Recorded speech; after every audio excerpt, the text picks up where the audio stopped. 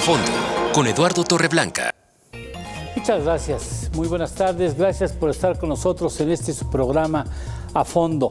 Hoy vamos a tratar un tema, digamos, relativamente nuevo y muy importante para la historia de la humanidad. Vamos a hablar de los cisnes verdes. Y si usted piensa y no tiene referente previo de lo que vamos a hablar, va a pensar que nosotros ya andamos consumiendo hierbas vaciladoras, porque bueno, hasta donde sabemos no hay cisnes verdes, aunque en realidad sí existen y estamos a punto de conocerlos de manera mucho más intensa, aunque ya hay pruebas de su existencia.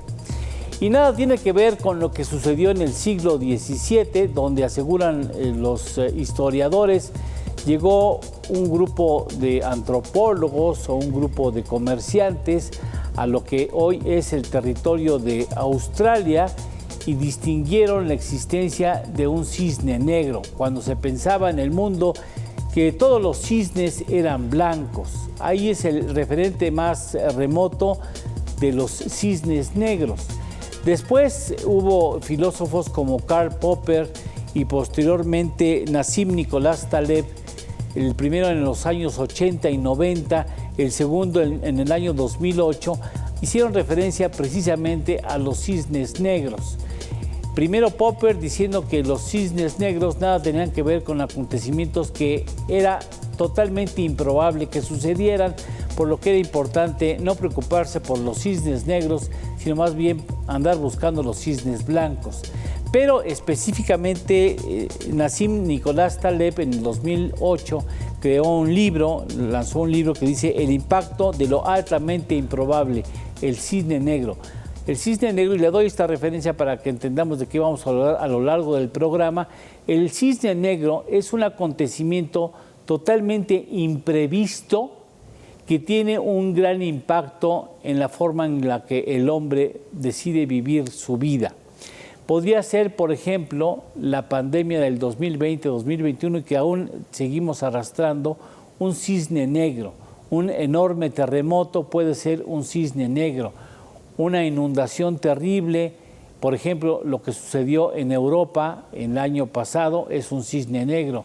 O bien los incendios que vivimos en California y en Australia fueron cisnes negros. Son acontecimientos que no se pueden anticipar y que cuando se presentan tienen un gran impacto en nuestra forma de vida.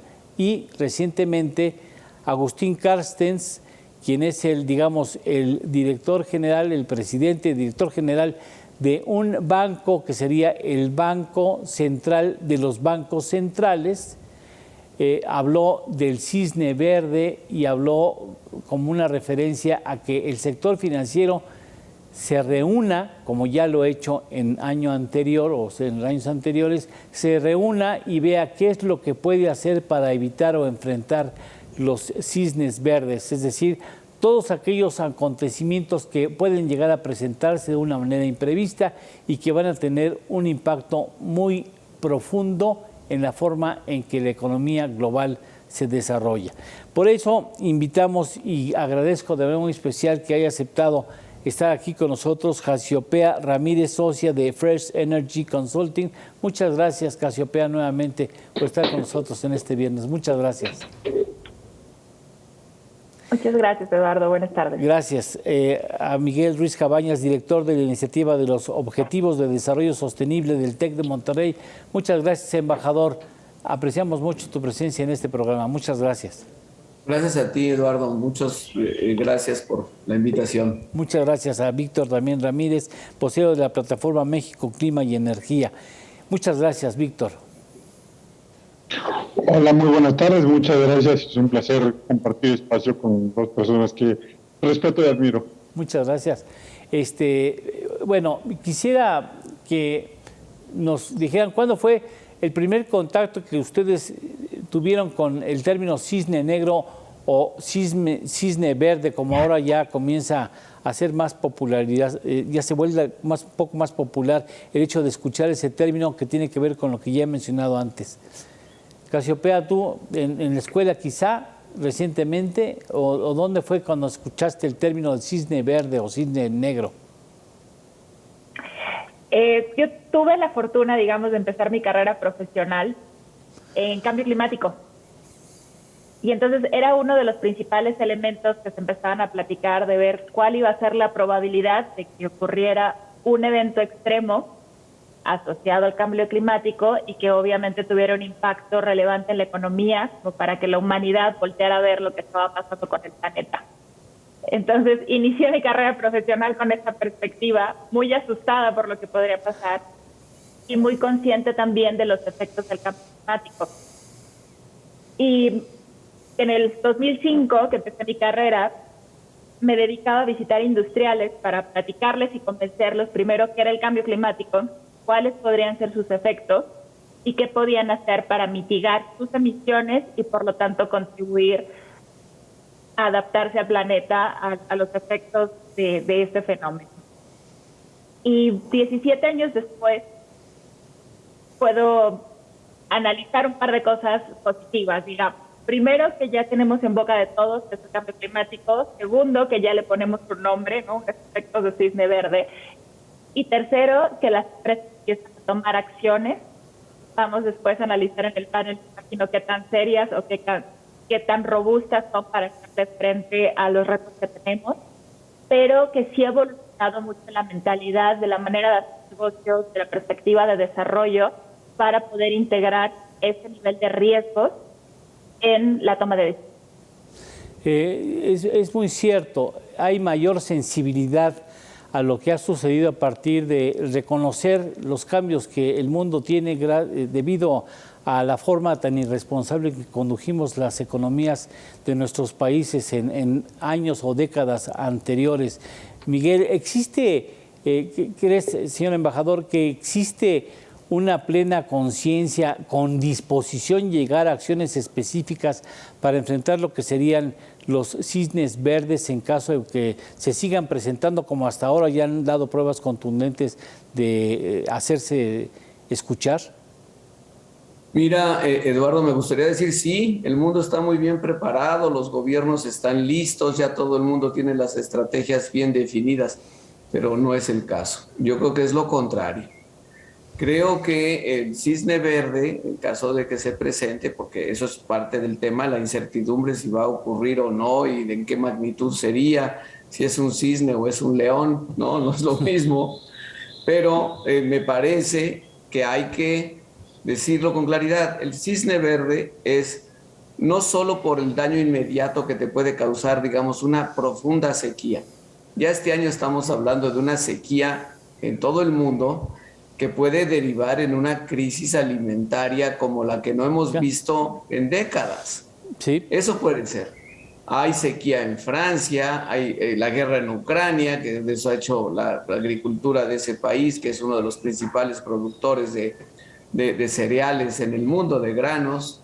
En Rusia pues también está afectada, sino que además en otros países, en Estados Unidos, la producción se puede afectar. Entonces dices, bueno, tienes una crisis en el sector alimentario del mundo, sí, pero eso puede derivar en una baja del crecimiento económico global. Sí. Y entonces ya estamos hablando de algo más que afecta algo más que el sector alimentario o agropecuario, sino toda una crisis que puede, digamos, transmitirse a otros sectores de la economía.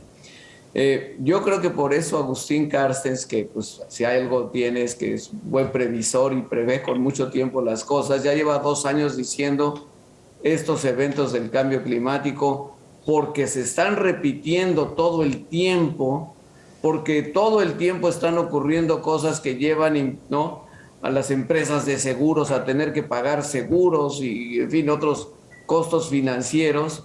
Eventualmente pueden causar una crisis económica y esto una baja del crecimiento económico.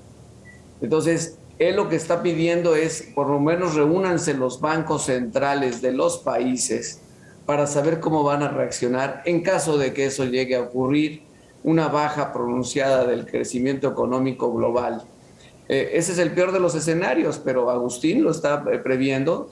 El año pasado organizó esta reunión y hay una publicación del BIS, ¿no?, del Banco Internacional de Pagos, of Settlements, y entonces y ahí están viendo que esto puede ocurrir y se van a reunir el último día de este mes, exactamente, el 31 de mayo y 1 de junio, para ver qué pueden, digamos, hacer los bancos centrales, los bancos de los países, en previsión a que se produzca un cisne verde de alcance global.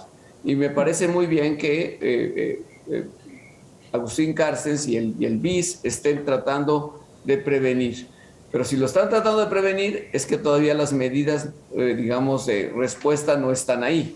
Si ya estuvieran, pues es un poco como para que sea crisis tiene que ser inesperada o tienes que estar impreparado, si no simplemente es un gran problema, pero si es crisis es porque o no estás preparado y a mí me da la impresión de que el mundo todavía no está preparado. Sí, no estamos conscientes de la gravedad del daño que ya le hemos hecho al medio ambiente y de que tendremos que pagar la factura, Víctor. Yo creo que podemos hacer una división en el mundo en dos grandes grupos, diría yo. Yo creo que sí hay gente que tiene, o algunas incluso empresas que han tomado el asunto de la sustentabilidad con mucha seriedad, pero también encontramos sectores, incluso sectores de la población, sectores políticos fuertes, que intentan negar el cambio climático y sus efectos, y no tenemos que buscar mucho. O sea, el presidente anterior de los Estados Unidos podría incluso hablar que la política energética mexicana está muy, muy alejada de considerar o de tomar con seriedad el asunto de cambio climático. Y también la propia industria. Hay industrias que están empezando a tomar seriedad, buscan tener cada vez metas más agresivas en materia, por ejemplo, de energía limpia o de energía renovable, mientras que hay otras que simplemente no lo toman en cuenta. Para mí, algo interesante es que incluso la propia industria petrolera o algunas empresas de la industria petrolera están empezando a tomar esto con bastante seriedad, están empezando a adquirir activos de energía renovable, lo cual a mí me parece bastante interesante, al grado que algunas de las más grandes del mundo empiezan incluso a cambiar de nombre. Equinor, por ejemplo, ¿no? que de ser Statoil cambia a Equinor y empiezan a tomarlo con seriedad. Sin embargo, no hay un consenso, todavía tenemos muchísima gente que minimiza el asunto, sí. o hay una parte muy interesante que es gente que dice estar consciente del asunto, pero toma medidas solamente para aparentar hacer cosas y no se están haciendo con seriedad las cosas, ¿no? Entonces, tenemos primero que convencer y después no solamente convencer, sino convencer de que las acciones tienen que ser radicales, que no es solamente un asunto de imagen pública, ¿no? Sí, y porque ha habido, en cuanto a pronunciamientos, no solamente de científicos, sino de políticos. Por ejemplo, Al Gore ha sido muy claro y ha ido muy frontalmente a tratar de hacer conciencia de esa problemática, y me imagino, Casiopea, que tendremos respuestas. No sé, no estoy seguro que las grandes empresas a veces para ellas sea fácil hacer una conversión de la forma en la que trabajan para tratar de asumir o adoptar prácticas cada vez más amigables con el medio ambiente, o si las medianas y pequeñas empresas sean más susceptibles a poder ejercer esos cambios lo antes posible. ¿Tú cómo ves el panorama? El sector empresarial, es difícil pensar que tenga una respuesta unánime, pero ¿dónde has encontrado, tú que has trabajado con ellos, según nos has comentado, dónde encontraste mayor receptividad del sector empresarial sobre este tema? Creo que definitivamente el condicionamiento del sector financiero de comprometerse a financiar proyectos que sean sostenibles tiene un impacto muy relevante en la velocidad en la que los negocios se van transformando para cumplir con estos criterios de sustentabilidad, de ESG sobre todo, y de bajar su huella de carbono. Pero para poder llegar a este nivel y para poder sobre todo llegar al ritmo que necesitamos de transformación para cumplir con los acuerdos, con el Acuerdo de París, por ejemplo, es una ruta muy, muy importante y requiere una reconversión prácticamente de toda la economía y de una manera muy acelerada. Y para eso se necesita dinero.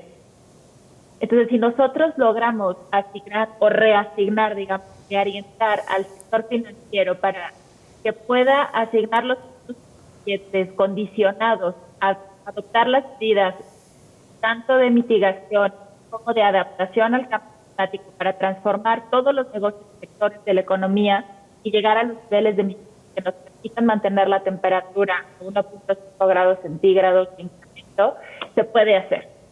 Pero ahí hay grandes retos también en el camino, digamos. Hay mucho greenwashing, que Víctor se refería como de pasado un poco este concepto cuando decía, seamos serios en cómo definimos las métricas, en cómo le damos seguimiento, en cuáles son los criterios que se van a medir. Y ese es, yo creo que el primer punto. Vamos a condicionar el financiamiento, que es una de las vías principales para poder llegar a esa económica que requerimos, pues definir qué significa, cómo lo vamos a medir, cómo vamos a verificarlo y cómo le vamos a dar seguimiento en el tiempo para efectivamente validar que estamos cumpliendo los criterios y que estemos llegando a la propuesta. Y esa es una de las grandes debilidades de este tipo de conceptos, que muchas veces al inicio la validación, criterios que probablemente puedan ser laxos, o incluso con criterios que yo misma me califico, misma me evalúo y digo, mira, cumplo con el proceso, cumplo con los criterios, dame mi punto verde y entonces y así es como pues estamos engañando y se van desarrollando proyectos que no necesariamente contribuyen a la ruta que queremos para la reducción y producción de emisiones y adaptación del planeta a los efectos del cambio climático. Y solo para dar datos, el problema es... Casiopea, ¿nos permites tantito? Se ha deteriorado un poco tu audio. ¿Nos permites mantenerte y tratar de ver cómo podemos mejorar? Porque ahorita lo hemos consentido, pero ya es más acentuado a la falla y no se está escuchando bien. Pero ahorita regresamos contigo. Déjame preguntar, mientras hacen el esfuerzo en el área técnica, nuestros ingenieros, de ver con el embajador. Quizá sea necesario, embajador Miguel, el que haga un esfuerzo especial el sector financiero del mundo para tratar de dar mayor vida a instrumentos financieros que tienen que ver con el cuidado, que se relacionan con el cuidado del medio ambiente, para hacerlo, perdón porque sea tan descarnada así, pero para hacerlos un negocio, para que el sector empresarial no lo vea como una carga, si es que alguien quiere verlo de esa manera, y lo vea como una oportunidad de hacer deducciones de impuestos, quizá de ser tomado en cuenta para algún tipo de beneficio de índole fiscal o financiero, y esos instrumentos sean apetecibles para el grueso de las empresas, sobre todo para las grandes empresas. Mira, sí, Eduardo, es el sector financiero, yo diría público y privado, por eso digo incluyendo hasta los bancos centrales, tienen que prepararse con nuevos instrumentos financieros para lo que ya puede ser una inminente crisis económica en el sector energético y en el sector alimentario. Hay otros, pero sobre todo esos dos. Sí. Entonces, por eso Agustín Carstens está preocupado. Dice, ¿qué se les ocurre? ¿Qué tipo de instrumentos financieros pueden las bancas centrales apoyar en su momento a la economía para darle liquidez, que pueda salir adelante? El segundo tema es lo que pueden hacer las empresas. Y ahí tienes, yo diría, dos presiones. Una es la presión a no mover nada, no cambiar nada, porque se reduce los réditos inmediatos, se reducen las ganancias, y la verdad es que estamos muy bien así, están en su zona de confort. Pero hay otra presión que está aumentando y que hay que aumentar más, incluyendo con la difusión del peligro de un cisne verde, que es hacia la sostenibilidad de las empresas.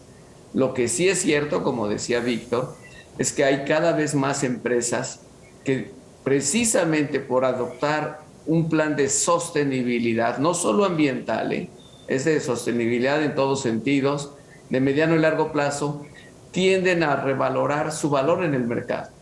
En cambio, las empresas que no tengan este plan de sostenibilidad, su precio accionario en el mercado se va a ver cada vez, va a ir a la baja, y por lo tanto pueden enfrentar situaciones pues muy difíciles de financiamiento en los próximos años.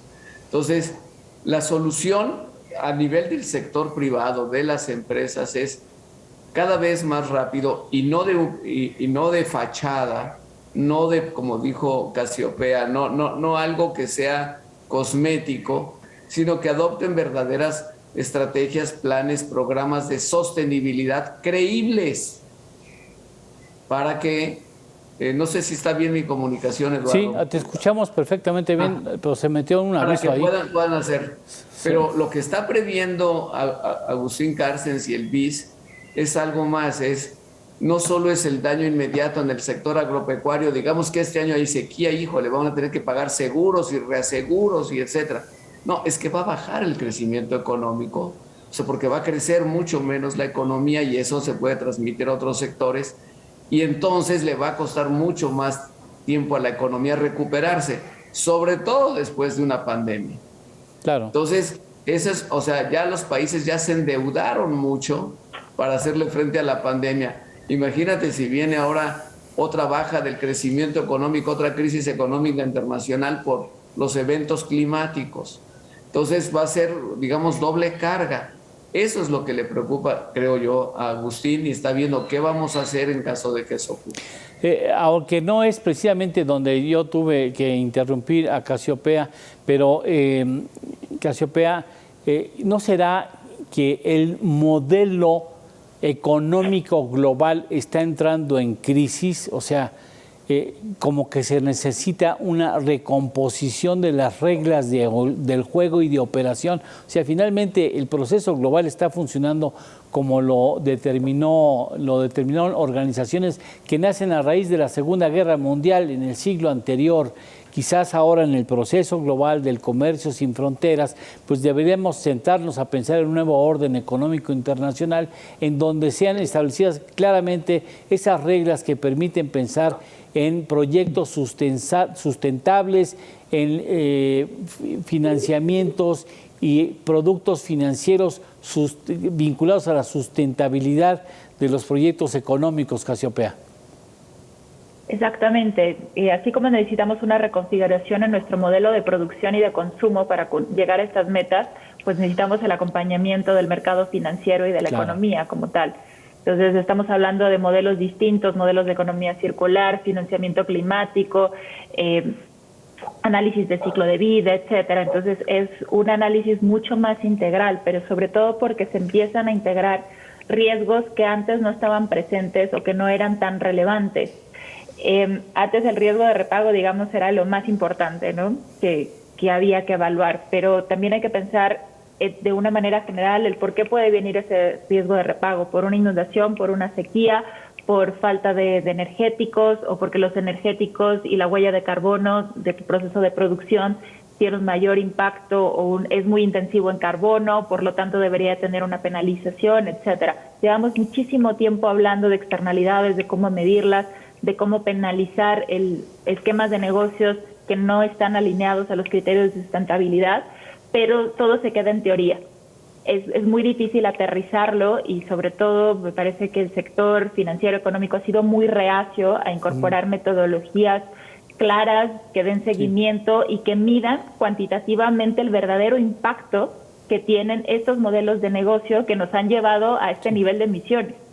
Entonces, en el momento que logremos reconfigurarlo e incorporar el costo de este modelo de producción al verdadero costo de todos los productos y servicios que tenemos, vamos a lograr esa reconfiguración que necesitamos para mantener los niveles de emisiones que necesitamos y ojalá llegar al net zero en 2050. Yo le preguntaría a Víctor, gracias Casiopea, le preguntaría a Víctor, ¿no será también el sector vinculado con la industria petrolera la principal afectada y la más reacia a que se aceleren los cambios energéticos necesarios? Porque yo he entrevistado a personas que, como ustedes, tienen un gran conocimiento del terreno energético, dicen, no, petróleo hay para rato. Y mientras haya petróleo para rato, ¿para qué diablos pensar en otras alternativas? A ver, lo primero es que la edad de piedra no se acabó porque se acabarán las piedras sigue habiendo. Entonces no es un asunto de disponibilidad de recursos o no, sino de cómo usamos los recursos. Y aquí yo voy a disentir ligeramente de lo que decía Casiopea. Yo no creo que haya un cambio de paradigma en el sector financiero o en el modelo económico. Lo que yo creo que es que ahora el modelo económico ve las cosas de una forma mucho más amplia. En otras palabras, el mismo sector lo que está intentando hacer es tener certeza de que sus inversiones van a tener retornos adecuados, y lo que hacen ahora es lo que en otro momento no consideraban un riesgo o lo consideraban un riesgo menor, ahora le dan un valor mayor. Finalmente coincidimos Casiopea y yo en que sí hay un cambio, pero no diría yo que es un cambio totalmente en el asunto financiero, sino que parte de las complicaciones o de lo interesante del sector financiero es que hace siempre evaluación de riesgos, y ahora el asunto de cambio climático se vuelve uno de los riesgos más importantes que evaluar.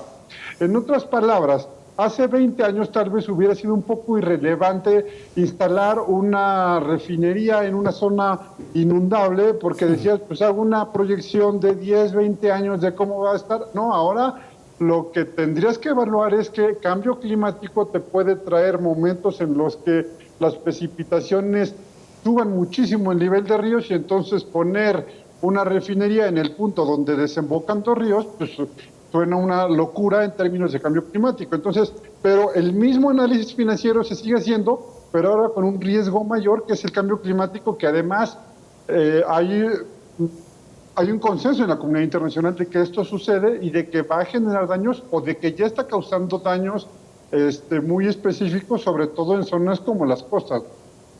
Bueno, ya estamos viendo, Víctor, Miguel, Casiopea, ya hemos visto pruebas contundentes de aspectos naturales que no habíamos, bueno, al menos en mi caso no había yo presenciado, como los incendios en California, los incendios en Australia que mantuvieron nuestra atención, los inundamientos en Europa, los lodazales en Europa, lo que hemos estado viendo y que lamentablemente se va a presentar seguramente en próximas semanas o meses, ¿no? Hay personas que ya dicen que ya le toca a dar muestras de vida a la zona de la falla de San Andrés. En fin, son cuestiones que yo no sé si el sector financiero se está curando en salud y está diciendo cómo le vamos a hacer para enfrentar esas posibles pérdidas, porque ponen en riesgo nuestros activos, sino o realmente tu intención es tomar una iniciativa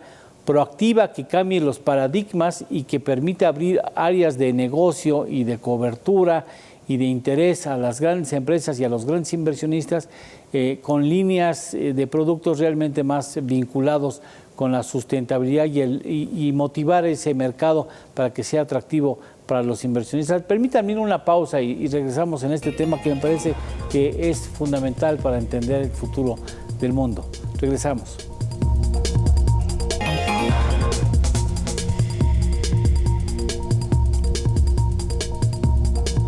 Bien, no, pues es un asunto que tendremos que ver indudablemente, porque yo no sé si los financieros, señor embajador, yo no sé si los financieros están muy preocupados por las pérdidas que tendrían que asumir, o más preocupados por eso que por tratar de influir en que el resto de la economía se fije proyectos y planteamientos realmente radicales en materia de cuidado del medio ambiente. Mira, Eduardo, yo creo que son las dos.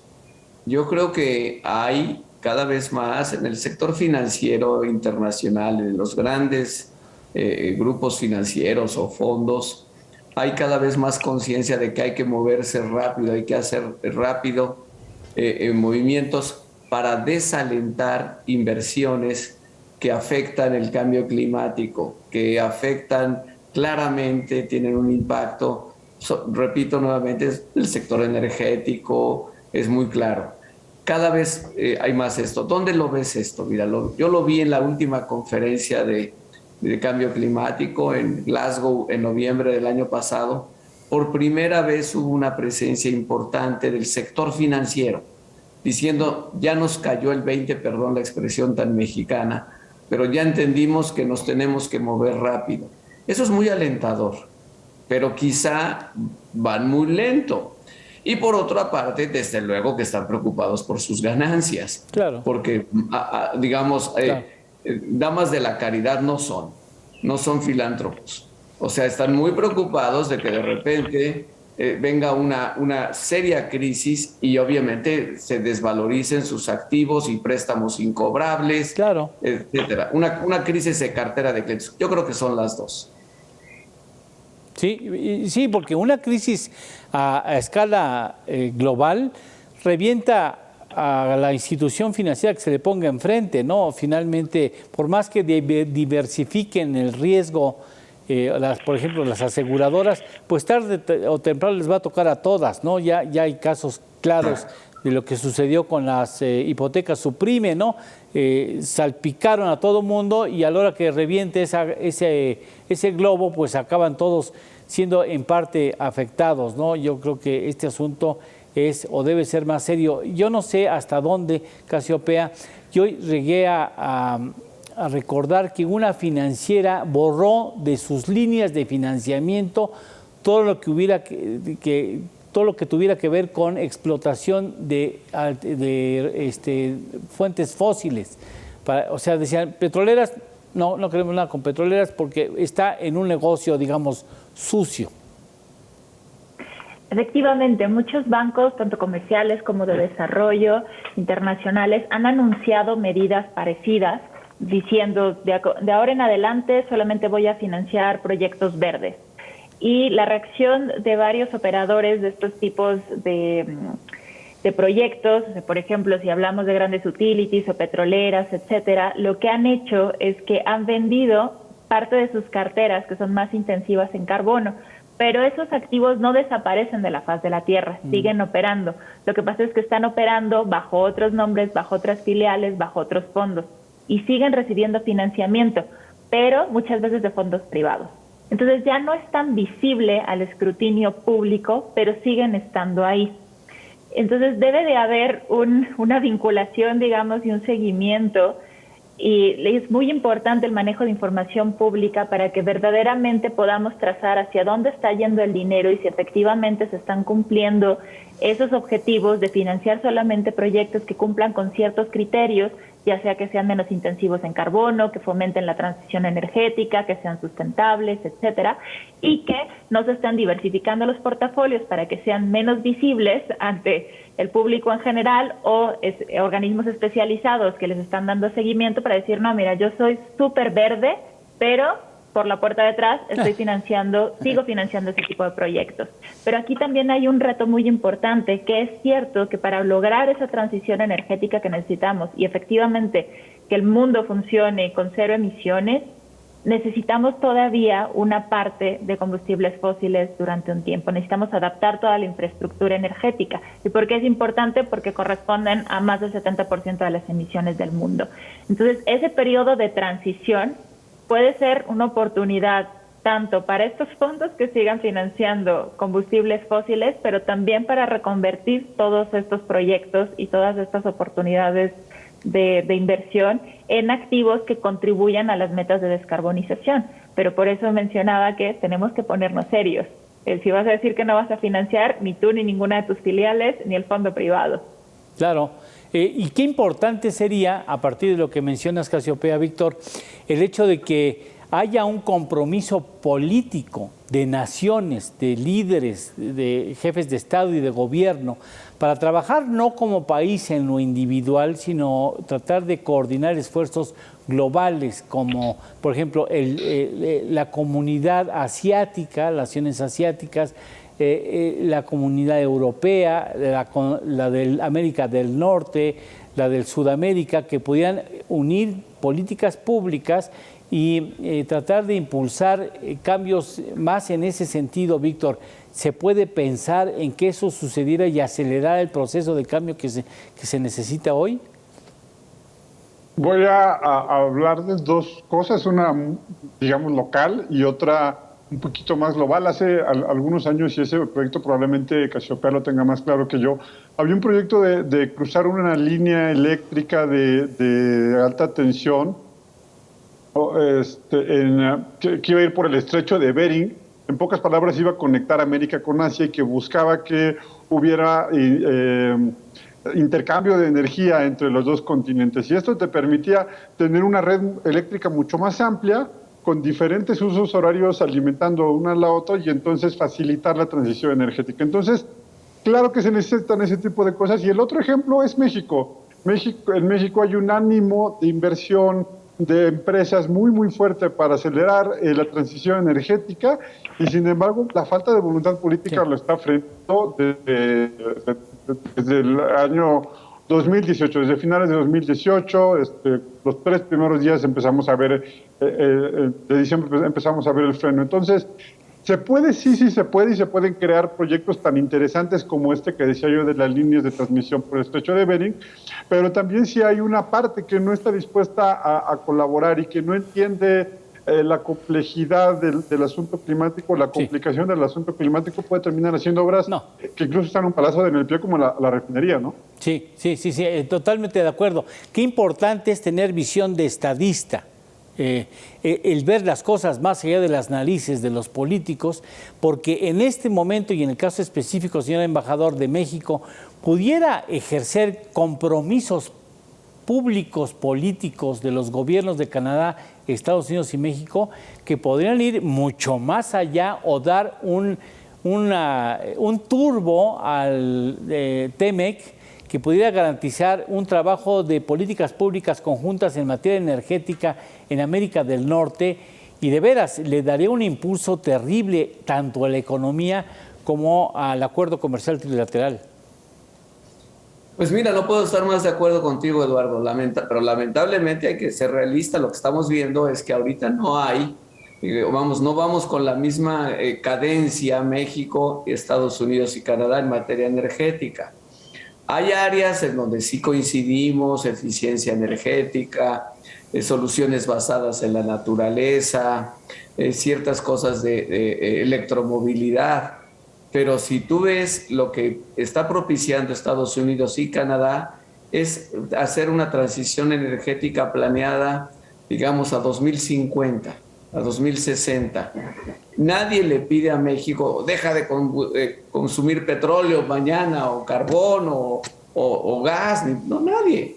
Pero sí es cierto que la señal de la política pública mexicana prioriza y no pone término, no pone, digamos, no da un horizonte de cómo va a ser nuestra transición. Ese es donde no hay coordinación. Yo no sé qué va a pasar ahora en la Cumbre de las Américas, no es el tema fundamental, el tema de energía y transición energética, pero se supone, y hay que ponerlo desde ahora en el radar, a fin de año va a haber una Cumbre de América del Norte en México. Eso acordaron el año pasado en Washington. Y yo espero que estos temas de cómo podemos coordinar mejor, digamos, las estrategias energéticas de los 3 países se analice. Sí es muy importante la política pública. Yo voy a dar 2 ejemplos más. Si tú no solo dices: mira, yo aquí voy a seguir con las energías fósiles, no solo eso, le voy a dar preferencia a las energías fósiles, como estamos haciendo ahora. Pero si además construyes grandes obras, no estoy hablando de la refinería, estoy hablando más bien del Tren Maya, y dices, y ahí contratas a empresas extranjeras que dicen: bueno, con tal de que me pagues, pues yo te hago lo que quieras, te tumbo toda la península de Yucatán enterita, ¿no? Bueno, ahí está el tema de política pública. Cada vez habría que ponerle un costo a las empresas internacionales que, sabiendo, o sea, que entran a las licitaciones de los gobiernos, y a veces por asignación directa, y los que están haciendo, pues va a tener un impacto. Yo lo pondría así, voy a ser muy crudo. Algunas empresas internacionales en México están haciendo cosas que afectan al medio ambiente que no harían en sus propios países. No se les permitiría. No se les permitiría, o sea, sus códigos de empresa dirían: no, esto no quiero decir nombres de países para que nadie sienta que estoy criticando un país específico, pero hay empresas en México internacionales que están participando en cosas que en sus países no se les permitiría. Entonces, eso también es muy importante para prevenir futuros daños y que puedan producir eventualmente un cisne verde. Sí, qué lejos estamos, Casiopea. Estamos realmente lejos de pensar en un trabajo de coordinación de políticas públicas, pensando fundamentalmente en una transición acelerada de la manera en que producimos la energía para nuestras economías y en beneficio del medio ambiente. digamos que nuestros planes no son lo suficientemente ambiciosos para cumplir las metas que necesitamos al ritmo que lo necesitamos, porque se nos está agotando el tiempo. Y creo que una de las maldiciones que tienen los países petroleros como México es que siguen pensando a corto plazo y entonces sus finanzas públicas siguen dependiendo de una manera muy importante de los ingresos de hidrocarburos. Por lo tanto, no buscan diversificar su economía porque no quieren perder ese ingreso de hidrocarburos. Y eventos como lo que estamos viendo el día de hoy, el evento geopolítico que tenemos con la guerra en Ucrania, que está incrementando los precios de energéticos, pues desafortunadamente contribuye a esa visión de corto plazo de, mira, ahorita está el precio súper alto, entonces vendamos más petróleo, tratemos de incrementar la producción para tener ganancias de corto plazo y entonces retraso la transición. Y lo que hemos visto con esta política pública energética a partir de 2018 es que se ha orientado todo a hidrocarburos, independientemente de que el resto del mundo está buscando ir para renovables, y viendo una oportunidad ahora en esta comercialización de crudo y eventualmente de generación de gas. Pero por otro lado, por ejemplo, la Unión Europea lo ve diferente. Dice, tengo un golpe durísimo en temas energéticos, son niveles de costos y una dependencia energética que no puedo seguir soportando y por lo tanto voy a acelerar mis planes de transición energética. Y es lo que anunciaron el día de ayer. Ya tenían planes bastante agresivos que venían derivados del plan de recuperación económica de la pandemia, en donde estaban dando incentivos tanto para una economía verde, eficiencia energética, transición a renovables, de casas, industria, etcétera. Y ayer se acaban de reunir nuevamente para decir, no es suficiente, tenemos que acelerarlo. Entonces todo depende de cómo quieras ver las señales que están pasando a nivel internacional, si quieres tener una visión de corto plazo o quieres tener una visión de largo plazo. Y me parece que nuestra política pública actual no contribuye a esa visión de largo plazo, pero sobre todo, si no va a ayudar a la transición energética, no debería de estorbarle. Y desafortunadamente eso sí está sucediendo. Es una visión muy corta, muy limitada, de veras, que insulta a la historia del país como un país comprometido con el mundo, y lamentablemente lo tengo que decir como mexicano, a mí me entristece mucho la manera en que el gobierno mexicano ha asumido sus compromisos y ha asumido la posibilidad histórica de demostrar el compromiso de la República Mexicana con respecto a los temas que tenemos ahí pendientes en la materia, Víctor. Pues yo diría que no solamente con el mundo, sino con los propios mexicanos. La visión actual está pensando en el pasado, está pensando en un pasado que además no fue, o sea, en una gloria del sector petrolero mexicano que yo creo que solamente existe en el imaginario de algunos. La realidad es que esta famosa gloria petrolera de los años 70 no fue para todos. Entonces, sigue basado en el gran mito petrolero, o en el mito de que somos un país petrolero, y con la visión que bien decía Casiopea, no me alejo del asunto petrolero porque me conviene como país. Sin embargo, la realidad es que no está pensando en el futuro, y yo no diría solamente en el sector energético, pero bueno, estamos hablando particularmente de cambio climático, y sí, en el sector energético parece no haber un compromiso con el futuro, y ya ni siquiera hablamos del futuro de 10 o 15 años. Yo creo que lo han dicho muchísimos especialistas, podemos tener en un par de años problemas, o incluso este año, en estos días estamos llegando a récord, o bueno, no a récords, pero sí estamos en niveles de consumo eléctrico muy, muy alto, y no tenemos certeza en algún momento de que haya la capacidad instalada disponible, suficiente para responder a las exigencias del propio sistema, ya no digamos con renovables, sino con una capacidad eficiente y moderna para atenderlo. Pero si hablamos de renovables o de una transición energética, tampoco tenemos esa capacidad, y terminará dañando en el corto, mediano y por supuesto en el largo plazo a México, a nuestra economía, y es un bache en la construcción de futuro que tenemos que hacer, ¿no? Bien, permítame ir a una pausa y regresamos con las conclusiones. A manera de conclusión, las consideraciones de nuestros invitados esta tarde. Regresamos, seguimos aquí a fondo.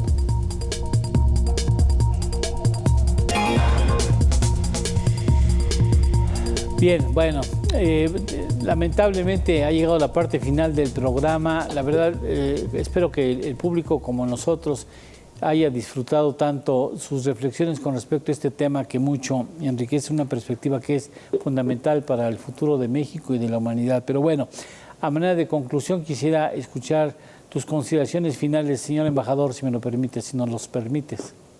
Con todo gusto, Eduardo. Mira, yo creo que hay veces que, bueno, las crisis, digo, es un cliché, pero no por eso deja de ser cierto. Son oportunidad. Claro. Entonces, la probabilidad de que haya una crisis financiera global, económica global, si la estamos previendo, pues eso te ayuda a desviar el barco para que no se estrelle contra el iceberg. Si lo estás viendo con suficiente tiempo, pues a lo mejor te da tiempo. Esperemos que sí. Señalaría 2 fechas en los próximos días que seguramente van a profundizar mucho sobre este tema. Una es la reunión del World Economic Forum, que ya se reúne estos días, después de 2 años y un poco más de 2 años de haber suspendido sus reuniones presenciales. Ya se va a reunir en Davos, ya no habrá tanta nieve por el cambio climático, porque es primavera, pero creo que va a ser importante cuál es el pulso que se dé ahí de la economía mundial. Y el otro es la reunión que está organizando Carstens en el Banco Internacional de Pagos el día 31 y el día 1.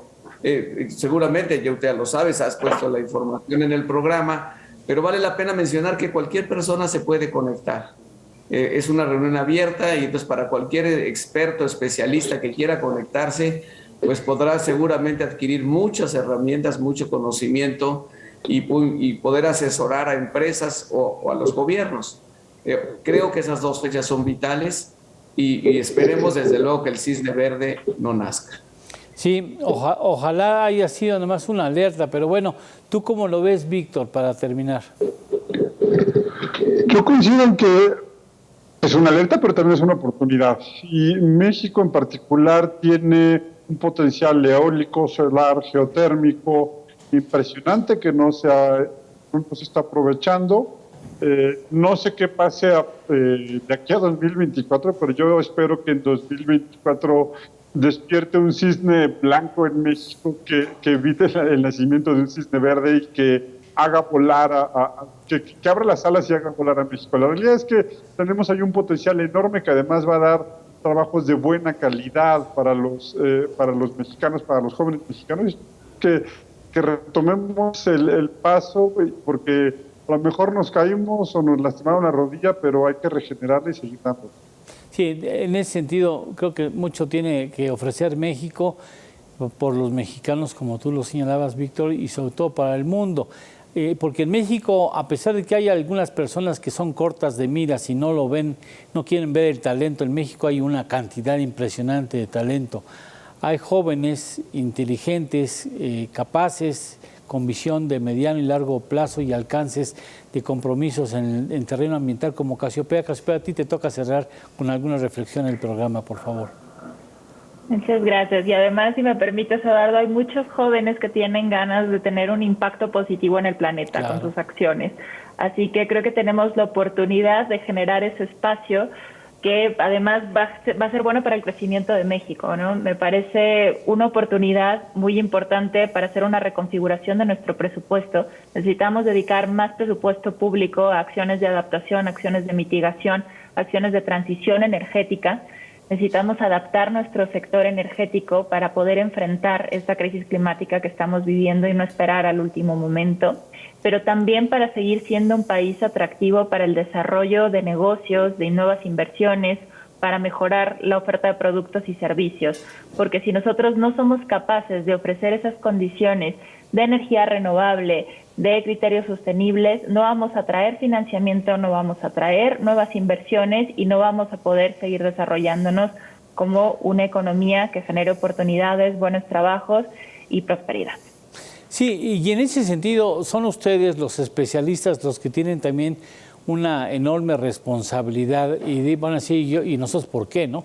La enorme responsabilidad de señalar las oportunidades que se nos están yendo, que están ahí, para que asumamos el compromiso con nuestro país, con nuestro territorio, con nuestro potencial, con la región a la que pertenecemos en materia económica e impulsar los cambios que hoy son absolutamente urgentes y que además traerán una gran oportunidad económica para el futuro del país. O sea, esos cambios nos van a generar riqueza, empleo bien calificado, nos van a dar energías limpias o nos pueden dar energías limpias y un papel muy destacado en la economía mexicana en el escenario global. Y si algunos no lo ven, sean ustedes, tengan la gentileza de gritarlo, ustedes que tienen la autoridad moral de hablar de estos temas con total, absoluta garantía de que lo que están diciendo tiene fundamentación. Yo quiero agradecer de manera muy especial, Casiopea, que hayas aceptado estar aquí con nosotros. Fue un programa, me parece, de muy alto nivel. Ojalá a usted le haya parecido igual que a nosotros. Víctor, muchísimas gracias por estar aquí con nosotros, al igual que Casiopea, y muchas gracias al embajador Miguel Ruiz Cabañas. Te agradezco mucho, embajador, te agradecemos mucho que has tenido la gentileza de estar aquí con nosotros. Muchísimas gracias a todos ustedes. Hasta pronto, espero. Muchas gracias. Buenas noches. Muy buen programa, muy buen programa. Gracias a nuestros invitados, por supuesto. Y bueno, pues hay que estar bien informados. Y si usted cree que el asunto del cisne verde es un asunto que no tiene que ver con la noticia, mejor quédese con una voz experimental en el ejercicio periodístico. Leonardo Ferrera está aquí con nosotros. Muchas gracias, Estamos contigo para gracias, las noticias. Lalo. Pues va a ser un programa interesante y vamos a ver qué tanto es un delito de que un médico cubano venga a trabajar a México. Pues de acuerdo con un exministro de la Suprema Corte, Cosío Díaz, sí es un delito y lo va a explicar por qué. Y también la contaminación pues regresó a la Ciudad de México y ya van varias en lo que va de este año. De esto y más vamos a hablar, Lalo. Te escucharemos con mucha atención. Muchas gracias Lalo. Oiga, imágenes fuertes de un incendio registrado este viernes en un edificio cercano al aeropuerto de Ginebra, Suiza. El fuego y una serie de explosiones de tanques de gas se registraron en las obras de construcción de un centro de solicitantes de asilo próximo a la terminal, lo que obligó a suspender los vuelos durante 2 horas. Pese a lo aparatoso de las imágenes, no hay reportes de muertos o de heridos. De esto y más vamos a hablar, pero vamos rápido, vamos a un corte.